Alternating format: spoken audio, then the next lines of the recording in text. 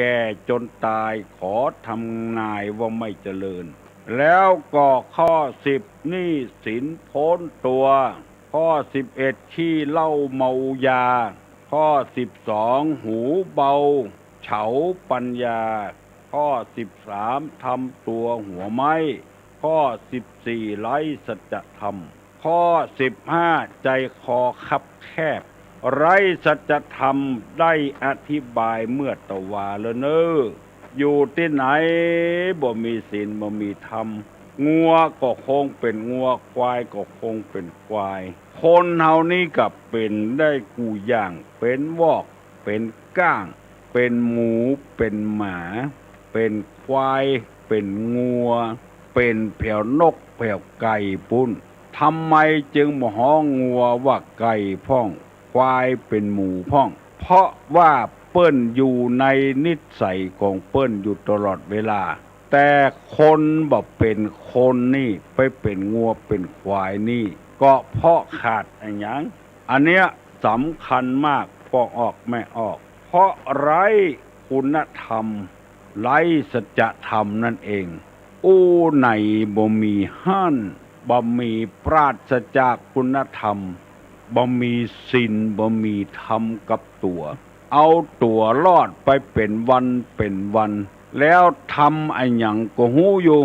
เปิ้นบ่หารคุณงามความดีของตัวเพราะไอ้หยังก็เพราะว่าตัวไร้สัจธรรมนั่นเองว่าไปบ่ไปสักกรรมว่าอยู่บ่อยู่สักกรรมพอทำคุณงามความดีบ่ได้แต่งน้อยใจหาว่าปิดทองหลังพระไปปิดทองหลังพระได้จะได้ตัวบ่มีสัจธรรมความล้มเหลวของตัวมีนักกว่าที่ทำความดีทำความดีน้อยเดียวทำความชั่วเป็นโกฏเป็นกองหาว่าภัยบ่ฮู้ภัยบ่หันกับตัวมีอันหยังพ้องความชั่วของตัวมีอันหยังพ้องอยู่ที่ไหนเนี่ยอันหยังที่ไหนเอาเหล้าเอายาเป็นพระหมอกพระมารเป็นหัวหน้าคนเป็นอันหยังก็จ้างเถอะจะประชุมชาวบ้านสักเตื้อหนึ่งย่างเหล้าเหี่ยสักเตื้อหนึ่งเวลาประชุม2-3 ชั่วโมงก็บ่ได้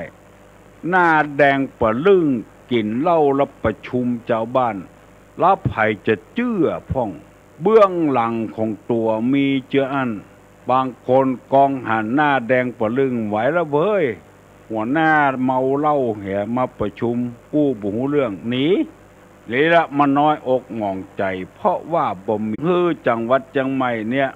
บัดนี้โยมเล่ากันจะมีการมีงานอันหยังสักเตื้อทำบุญบวชลูกงานศพจะขึ้นเฮือนใหม่นิมนต์ตุเจ้ามาเจริญพุทธมนต์แทนที่จะเซาะของกินของทานไว้เหี่ยก่อนเอาไว้ถวายตุเจ้าเพื่อเป็นสิริมงคลกับบ้านไปเอาสิ่งที่บ่เป็นมงคลมาเหี่ยก่อนเอาเบียร์มาไว้5 ลังแสงสม2 โหลจะเอี้ยปอกออกไม่ออกพี่น้องทั้งหลายเฮยจะเอาไอ้หยังกันแน่จะทำมงคลก็ว่าอาวะมงคลกันแน่ไปเกียมเหล้าไว้ฮื้อละอ่อนเหี่ยก่อนเกียมเบียร์ไว้เกียมแสงสมไว้เกียมสิ่งเสียงซุนไว้อันหยังกันแน่เพราะฉะนั้นสำนักงานพุทธศาสนาแห่งชาติจึงหูว่าคนเฮาเนี่ยเอาแต่หากบัดใจหากโตนเอาหากที่กอบมันบ่มีหลักฐานมั่นคงขอเชิญท่านทั้งหลายไปร่วมทำบุญสิริมงคลขึ้นวันใหม่จดเชียงซุนจดแสงสมจดเบียร์ไว้เหี่ยก่อนของตาลตุเจ้ายังบ่เซาะเตื้อใกล้เข้ามาแล้ววันพูกแล้วนิมนต์ตุเจ้าไว้จะมาเจริญพุทธมนต์ไปปูจาสั่งเหลืองที่วัดปุ่นอันเนี้ยมันมั่นคงเมื่อใด1 วัด1 อำเภอเพื่อปลอดการขายสุราการดื่มสุราในวัดโอ้ไปหันแล้วมันใจอ่อนใจจางเน้อตั้งในวัดเขาเพื่อข่าวเพื่อฟังเทศออกมานอกวัดร้านเหล้ายายเป็นแลบ ต่อไปนี่เปิ้นจะบ่ฮื้อมีแล้วนะมีก็ฮื้อขายรับขายลี้วัดหนึ่งลองสำรวจพอมันเสี่ยงกี่ล้านวิหารหลังหนึ่งมอกทักล้านนี่บัดแล้วบทสดหลังหนึ่งกำแพงแล้วเอาสิ่งสกปรกโสมมเข้าไปขายในวัดก็มีนอกวัดก็มีมันคนละเรื่องในเรื่องเดียวเปิ้นจะขอร้องคือหมู่ที่เอาเหล้าเอายาไปขายในงานวัด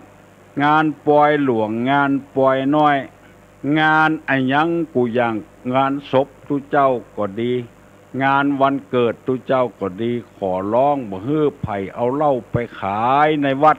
บ่ฮื้อขายนอกวัดถ้าจะขายก็ขายคนตี้คนต่าง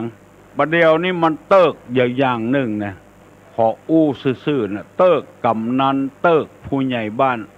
ตุเจ้าได้ขอร้องได้แต่กำนันผู้ใหญ่บ้านไปใส่ตุเจ้ามาอยู่ใหม่ก็ดีตุเจ้าขี้กลัวก็ดีเลยตามใจเถอะพอออกเขาจะขายอย่างขายเถอะขอเมตตากับกำนันผู้ใหญ่บ้านช่วยเป็นหูเป็นตาพ้องเฮาเป็นผู้นำเจ้าบ้านอย่าไปเอาเหล้าเอายาเป็นใหญ่ล้ำไปห้องมาประชุมเมื่อใดขอหน้าแดงประลึงก่อนบอกแก่ก็แขว้นก่อนบอกแขว้นก็แก่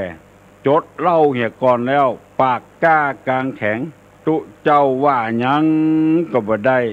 เลยอย่างนั้นนะซุ่มสาม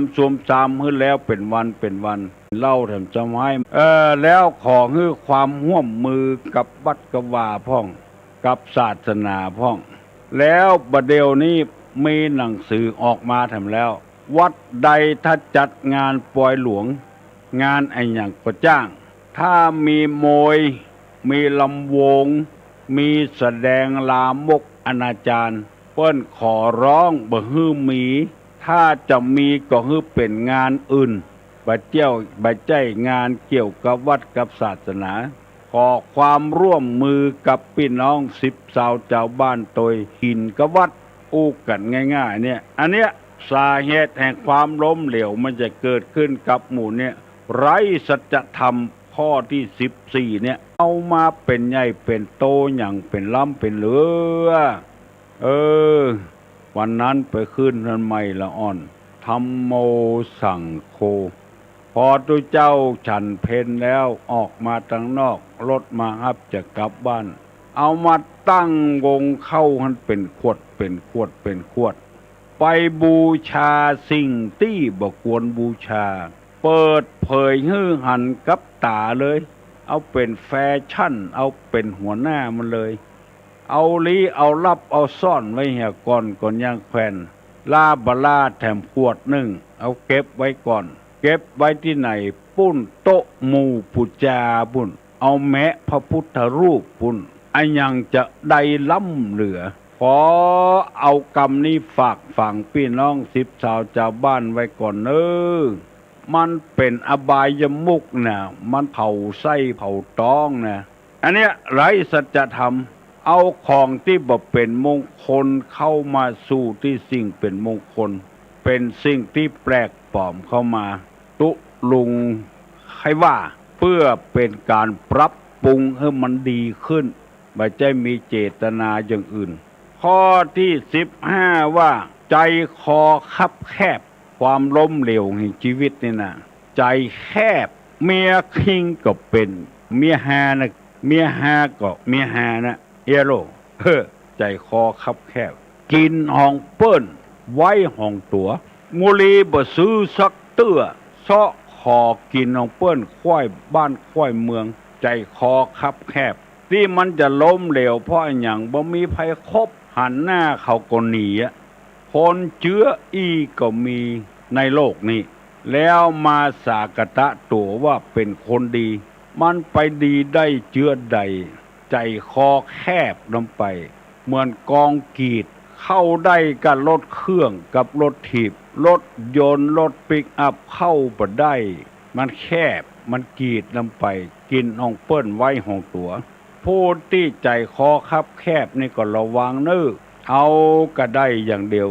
มีคนโทรศัพท์มาหาตุลุง ญาติโยมทั้งหลายเพื่อมั่นจำศีลกินทานเมตตาภาวนาเน้อจำเปิ้นตาลติ๊กลัดตัวเกยตาลไอ้หยังพ่องเอาหยังฮื้อไผ่พ่องอันเนี้ยคือความล้มเหลวถ้าไผ่บ่เข้าวัดบ่เข้าวาก็เดือดถือเปิ้นว่าศรัทธาบ่เข้าวัดเข้าวาก็ตัวเป็นคนใจแคบนี้บ่เอื้อเฟื้อเผื่อแผ่เจ้าบ้านเจ้าจองพ่องอันยังก็คิดมูลจากศรัทธาบางคนโทรศัพท์มาขอฝากขอฝังไว้กับทุเจ้าพระนายตัวเนอเป็นข้อที่15ในหนังสือที่ตุลุงเอามาบรรยายใจคอคับแคบนี่ก็เป็นอันหนึ่งล้มเหลวการไผ่บ่ใครมากินมาตานก็โวยวายว่าคนบ่เข้าวัดเข้าวา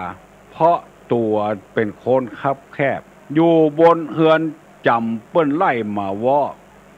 เน้อตัวบ่ลงเฮือนละใจเฮือเปิ้นไล่มาวอมันครบแล้วมาอันตรายตัวก็ลงไล่ตัวกะอันนี้อยู่บนเฮือนตบมือมาวอมีพ่อขุนคนหนึ่งเปิ้นเล่าให้ฟังเปิ้นจะไปตีฝายกั้นน้ำเข้าน้ำเอาว่าน้ำไปใจนาสปายคอนหน้าแว่นคนอันบ่มีไผลงน้ำสักคนพ่อขุนลงก่อนเลยแบกลักฝ่ายลงน้ำเลยเอาลูกหลานลงนึตีฝายกั้นน้ำเพื่อจะเอาน้ำไปใจเขาให้เขาสวนบอกกองพ่อขุนลงมือก่อนหมู่นั้นลงโดยลุบใจคอบักคับแคบพ่อขุนลงก่อนถ้าพ่อขุนแต่งตัวเฮียซบหมวกกะโหลเฮียซุปเกิบหนังมันเฮียอยู่บนบกเอาเน้อตีฝายเน้อไผ่บอกให้ลงลูกเพราะว่าตัวเองใจแคบตัวบ่ลงก่อนนะคือเปิ้นลงอันเนี้ยยกตัวอย่างให้พี่น้องทั้งหลายฟังตัวต้องทำเหี่ยก่อนแล้วคนอื่นทำเอาปนมมือเน้อตุลงจะปั่นปอนนะเน้ออายุวัฏโกธนะวัฏโกสิริวัฏโกญัสสะวัฏโกพละวัฏโกวันนะวัฏโกสุขวัฏโกโหตุสัพพตาตุขโลกาพญาเวลาโสกาจันตุจุปัตตวาอเนกาอันตะระญาปิวินาสันตุจติจสาสัพปีติโยวัจจันตุสัพพโรโกวินาสตุมาเตภวะตุนตะลาโยสุขีติกายุโกภวะอภิวาทนาสีลิสานิจังมุทาปจายโนจัตตาโลธรรมาวัฏันติอายุวันโนสุขังปลัง